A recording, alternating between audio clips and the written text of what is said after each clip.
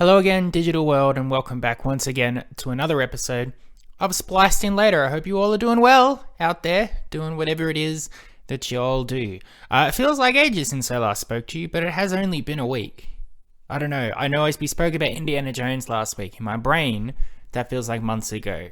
So either I've had a very busy week or a very quiet week, and time is not a thing anymore. Anyway, irrelevant. What are we doing today? We're talking more Marvel, we're talking more Disney Plus, we're talking more superheroes, we're talking more TV.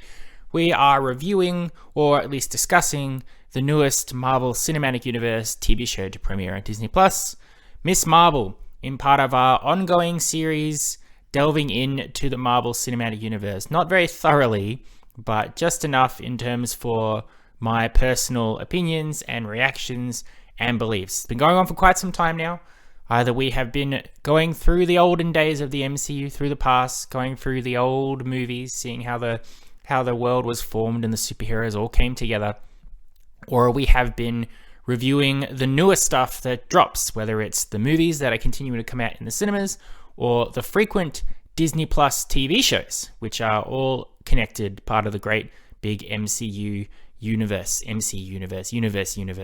Because that's why this franchise is my favorite. I've discussed this many times before, is because I'm just really impressed and overwhelmed with the connectivity of all these different characters and all these different franchises that are able to simultaneously exist on their own or are able to come together in team-up films or big Avengers films, or even just appear or be referenced in other films and have it be organic to a point where if you're a big MCU fan, you can watch every installment and get a kick out of seeing all this stuff, or you can pick up any of these films and for the most part be able to understand completely what is going on.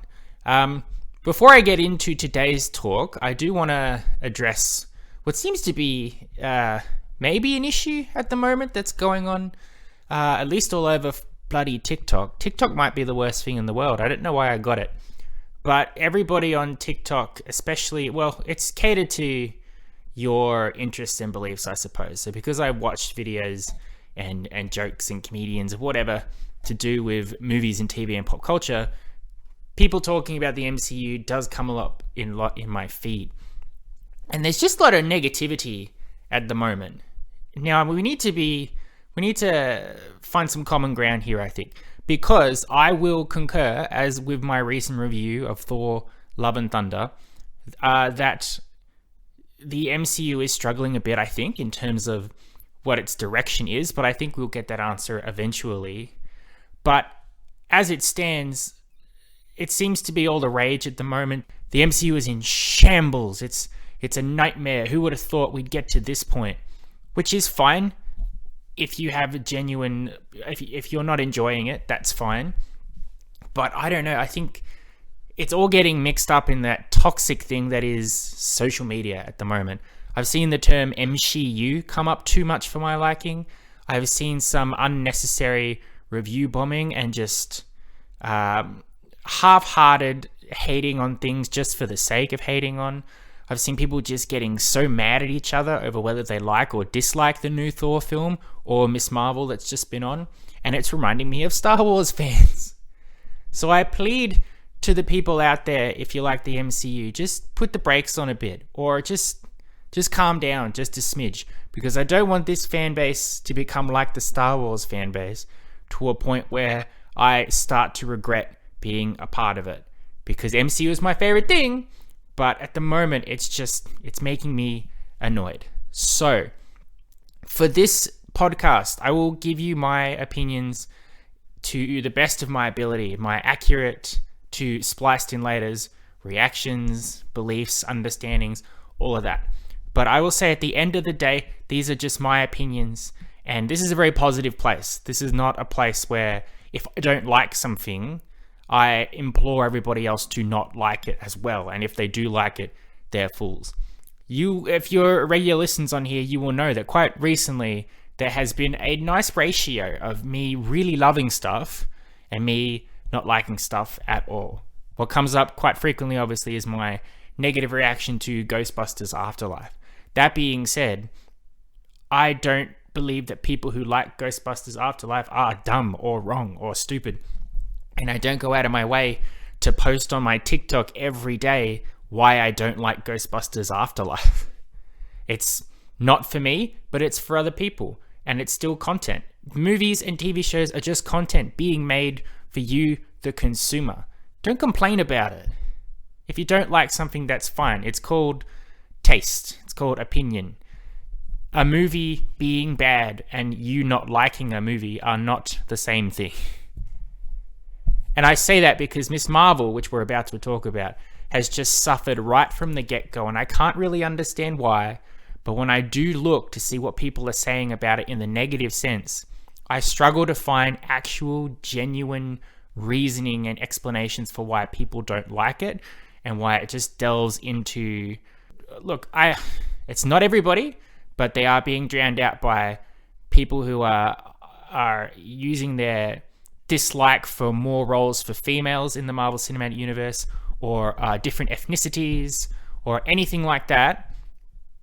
Apparently that's bad, and it's wrong, and it's terrible. And if you feel the need to say, now I'm not racist, but nah, the racism's there. If you have to think, oh, I better clarify that I'm not racist to express my dislike for this thing, maybe you might need to rethink that as well.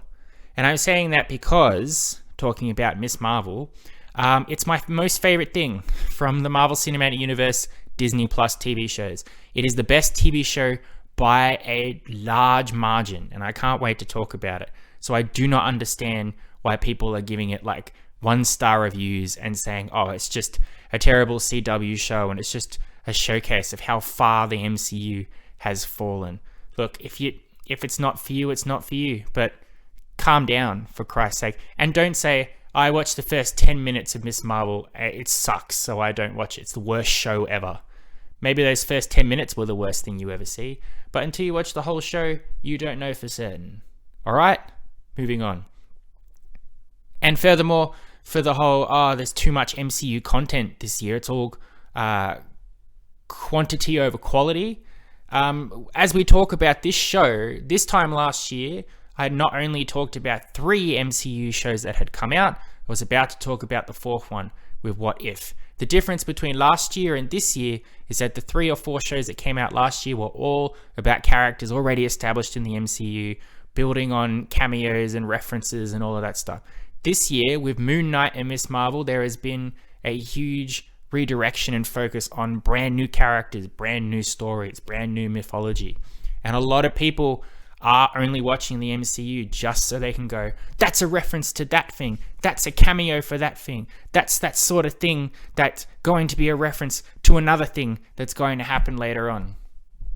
So I don't know, maybe people if you like just references and you like just being able to go, oh my god, that post credits, I mean, every week was like, what's the Miss Marvel post credit scene going to be? Is Captain Marvel going to show up? It's like, watch the show first before we start thinking about what the bloody post-credit scene is going to be. Alright, I've got all my negativity out of the way, my annoyance, my grumpiness. I apologize in advance, but the last 6 weeks I've been watching this show, it's just been irking me. And now of this response to Thor, Love and Thunder, and then people coming out about Moon Knight and Doctor Strange, and even last year, there's like, oh, the decline of the MCU is real. People are just so sick of it, and it's been really clear the last couple of years. Yeah, man, Spider-Man No Way Home is one of the most successful movies of all time. So let's pull our heads in. You're not edgy. You're not edgy at all. Anyway, so Miss Marvel. Miss Marvel has been on the last couple of months. It finished up its last episode last week. It is a brand new character, Kamala Khan. It's Miss Marvel, so there is a connection of sorts to Captain Marvel. But you don't need to have watched Captain Marvel or be invested in the Captain Marvel character to appreciate this show. Obviously, there is more coming for Kamala Khan and Miss Marvel when she eventually crosses into the Marvels movie that's coming out next year, which is, from what I gather, a team-up of Captain Marvel, Miss Marvel, and Monica Rambeau from WandaVision. But for the most part, it's just a coming-of-age sort of story. If you don't know what the plot is, or if you're unfamiliar with Miss Marvel, whether it's with the comics or the show or whatever, Kamala is a very likable, very relatable young Pakistani American girl who is going to school, doing doing her own thing. She's got her own nice little clique group of friends. She's dorky, but she's not bullied in any sense of the word, which is, I think, is quite good. It's good to show that being dorky and odd doesn't necessarily mean that you are just going to be absolutely miserable at high school. But she exists in a world, and this show does a very good job of showing what it is like to be a regular person living in the Marvel Cinematic Universe. How would regular beings, how would the human race react? How would they live in a world where not only do the Avengers exist, but a traumatizing, chaotic event like the Thanos attack, the Infinity War, the 5-year blip, how would we react to that? Now, I know people have been saying like, oh, the MCU is playing it for laughs, they're not focusing on the trauma. But I think in this sort of world, and looking at the human race as we are today, I think people tend to focus on humor, to deflect situations, to find ways, that sort of way to cope with things. I mean, the last couple of years we've had terrible incidents and crime and all of that stuff. A certain amount of time passes, and then everybody starts making jokes about it. And we don't know how much time has passed in the MCU, but I do feel like it's an extravagant comic book type world. The response probably would be to mask pain with jokes and pop culture and all of that stuff. But so basically, she is a huge Avengers fan, more specifically a Captain Marvel fan. And she really, really wants to go to AvengerCon. But her family, who are very loving and caring of her, but also extremely protective, especially her mother, for reasons that become clear during the course of the show, are very much against her not only going to AvengerCon, but going out and going to parties and engaging in that sort of culture and belief. They want her to stay home and do her homework and be good and not get involved in that sort of stuff. Of course, she breaks some rules. She goes to AvengerCon, putting together her outfit because she wants to dress up as Captain Marvel, bless her. She finds a bangle, which has been handed down through her family. She puts that on because she's a bit of Pakistani heritage for her outfit. Sounds good. Somehow this bangle activates powers within her that allows her to initiate cosmic blasts, make little cosmic circle shield things, or stretch her body out to various size and shapes. I will mention here that apparently I'm not a huge Miss Marvel fan, not because I'm not interested, because I just don't read the comics. And I do know it's very controversial that her powers are different than what is in the comics. In the comics, she's an Inhuman, and her powers come naturally to her.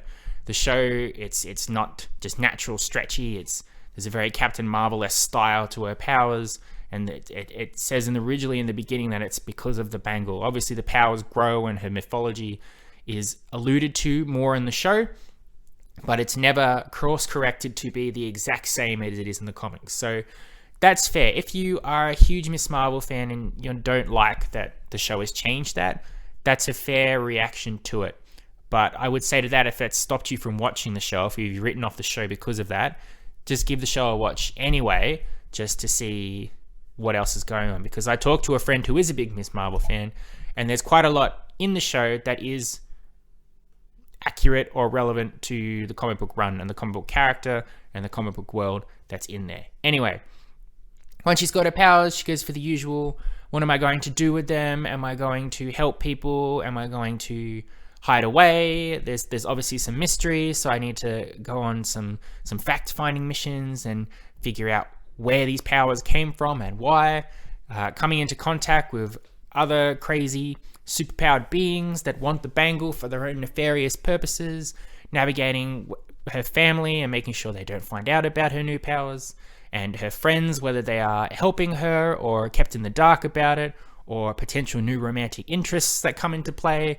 A lot of the usual coming-of-age team drama type of stuff that comes in, while also alluding to the bigger Marvel world with Damage Control, a somewhat FBI, CIA police force that say they're there to go after superpowered events and things like that. But there's a lot there of political commentary as well in natural racism, police brutality, the reaction to white superheroes and racial superheroes, ethnicities, all of that stuff. There's a lot in there, and it's all handled very delicately, not too on the nose. It never hits your head with like you've got to be aware of racism and sexism and all of that stuff. It's there to complement the story, which I think is good. No one should say, oh, it's just focusing on racism because that's just what's going on in the world right now, and with this, it's just woke culture. No, it's an organic part of the story. Anybody who says woke sucks, and if you're one of those people, go away. Don't listen to my shit, because you won't like it anyway. So that's the show in a nutshell. I don't want to talk too more about the characters involved, really, because it is a naturally evolving story that requires you to watch the whole show, and I don't want to spoil any little bits of it. As I said at the start, though, it's the best show. It's the best one on Disney Plus by far. It's probably one of my favorite MCU products of all time. I know I said not too long ago that Moon Knight was, but Miss Marvel blows Moon Knight out of the water. As I said with Moon Knight, though, I'm enjoying these shows introducing new characters and new stories and powers and themes and all that stuff as well. I do get a kick out of any cameos or references that do come up, building that big world. As I said, Thor, Love and Thunder, it's great to see the Guardians of the Galaxy in it. But I'm not watching the MCU just to count all the references and be like, oh, that's a thing that references that thing that happened in that movie. That's a cameo from that person who appeared in that other thing. I'm really liking getting to introduce to a new person, a new character with a different personality, the sort of characters that go along with them, and them having their own personal story or struggle that they need to go through, which is why I'm liking these shows more than last year. That said as well, it's not just because of that. It's a lot to do with the vibe of the show, the feel, the acting, the intentions of it. It's all just really good stuff. This is the most wholesome of the MCU shows. It's probably the most wholesome MCU product that exists. It's fun, it's exciting, it's vibrant. If you have a soul, it will put a smile on your face watching it. Kamala Khan is a fantastic protagonist. She's played wonderfully by actor Iman Vellani. I apologize if I said the name wrong. What can you do? I've only just read it on the screen. She imbues the character of Kamala with so much light and happiness. There's a natural sense to the way she portrays her. It feels very much like she's just playing herself, I would say. You watch a show and you can go, okay, so they're reading lines from a script. They're acting it very well, but it's still a script that they're working off. But with Kamala and Iman and that connection between the two, it's just so naturally organic, and she's just so likable and so pure in her energy and excitement at first being a part of the Avengers world, and then having powers, and then learning about them and rescuing people or protecting her friends or engaging with them. She's never nasty to anybody. She's never mean-spirited. She supports all her friends and all of their endeavors. They have the classic, her best friend is clearly in love with her, but she doesn't notice because he's just her best friend. But she's infatuated with the very pretty new kid at school who is more involved with her powers in her life than she realizes. She's got a solid best friend who is running to be a member of the mosque that they attend, and she's very supportive and helpful and lovely about that. And even though she has trouble getting along with her family, specifically her mother, the mother and daughter dynamic is a huge part of this show. She still respects them, and she still understands where they're coming from. And when she accidentally hurts them in any sense of the word, she regrets it and feels terrible about it. She's just so nice and wonderful, and I loved every time, every week, getting to tune in and see what she was going to do. I'm very excited for her to play in the bigger sandbox for the inevitable team up with Captain Marvel that's coming up. I think it's just going to be wonderful. I think her family is great. All the supporting characters in here were great and complemented the story very much. And they never stole the spotlight from Kamala. Bruno and Nakia, her best friends, were relevant to the story until they weren't needed, and then they were put aside for a bit, and then they were brought back in. Same with her family. Her mother was a constant part of the story, but her father and her brother have their own emotional moments and problems, then move aside and come back when needed. When they explore the more Pakistani origins of the Bengal and her family and her powers, that's when the evil clandestine characters come in, and the love interest. And then we get to travel to India as well, and Pakistan, and learn all about partition and all the stuff that went along with that, and some more mythology and the Red Dagger Association, all of that going on there. The damage control are a bit overplay over the top in terms of their racism and nastiness in some bits, but I guess it has to be shown in certain instances, and it's not too over the top, I suppose. And what's really perfect about the show is it never lost direction. With shows like, I suppose even Moon Knight as well, or Falcon and the Winter Soldier, or Hawkeye, there's always that bit where it's sort of, it either stumbles in the middle because it's just drawing things out to get to the end, or it's drawn things out for so long that by the time it gets to the end, it doesn't know what it needs to do. Miss Marvel, though, feels like every step in the story was organic. It took its time. It knew where it needed to go and when to focus up and move on to the next point. And it stuck the landing, which very few MCU shows are able to do. The final episode with the embracing of her powers, how things evolve with her family, her friends, damage control, the clandestine group, all of that, it all organically fits to a conclusion where by the end of it, Kamala was very much in a place that was different from where the show began, but not rushed in any sense of the word. And then, of course, post-credit scene hints at what's to come, tantalizing just enough. It wasn't forced in any sense of the word. It was just, all right, here's what's potentially going to happen next. I heartily endorse Miss Marvel. It was so much fun. It was so wholesome content, which in this day and age as well, I mean, you open up the news and it's all terrible. COVID's coming back with a force. People are dying. The war in the Ukraine, inflation, and apparently the petrol prices and all of that, not good. Every day it's just global warming as well. We're all going to die. We're all going to go broke or terrible.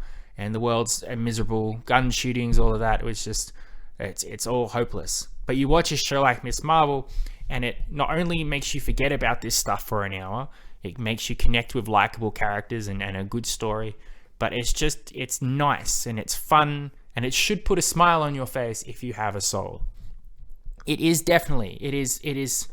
a 9 out of 10 from me. It was so good. I love Kamala Khan. I loved her portrayal. I loved that whole world. I love seeing her become a superhero in her own right, and I'm really looking forward to seeing more of her in future products. If you haven't seen Miss Marvel yet, I implore you to do it. Whether it's because you haven't got around to doing it yet, whether it was you were like me and you were waiting until the show was complete and then you can binge watch it all in one go, or if you're one of those people who's just written off the show, whether you've heard from other people that it's just a terrible CW show or angsty teen drama or whatever, or you watched a couple minutes of it and went, not for me, push through that, give it a chance. And if you are able to let yourself enjoy it, I think you'll have a really good time with it.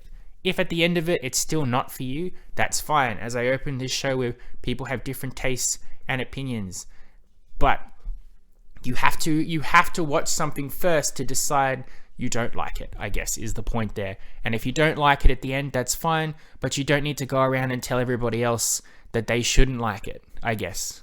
I don't know. It's the current state of the MCU fandom at the moment is annoying the shit out of me. And I'm annoyed because Comic-Con is this weekend, and I know there's going to be a big MCU panel where they'll probably announce a whole bunch of different shows and movies and different actors and different characters, and all the whinging and complaining that's been going on the last few weeks with Miss Marvel and Thor Love and Thunder, it'll all go, just like Star Wars, right out the window. Everybody will hear names and brands and products and they'll lose their mind and they'll start talking about, oh my God, I can't wait for this next thing. Even though I've just said the MCU is in shambles and it's all about quantity, not quality, those things have happened and those are things I know, and I'm so excited and I can't wait to talk about them just so I can complain about them whenever they do decide to come out. Maybe not. Perhaps I'm getting cynical. We'll have to wait and see. Thank you very much for listening. I hope you've enjoyed my emotional crisis. Please watch Miss Marvel. It was great. I loved it. I'll be back next week for a top 10, I believe, is what I'm up to next. I think I'm going to rank my favorite films of 2011, which was over 11 years ago now. So I'll have to go and have a look and see what movies came out and actually make that list. And I guarantee you it will be controversial. So look forward to that. It's going to be great. But until then, I love and appreciate you all as always. It's been a treat talking to you. Stay safe, stay kind to one another, and I will catch you on the next Spliced In Later. Adios, muchachos.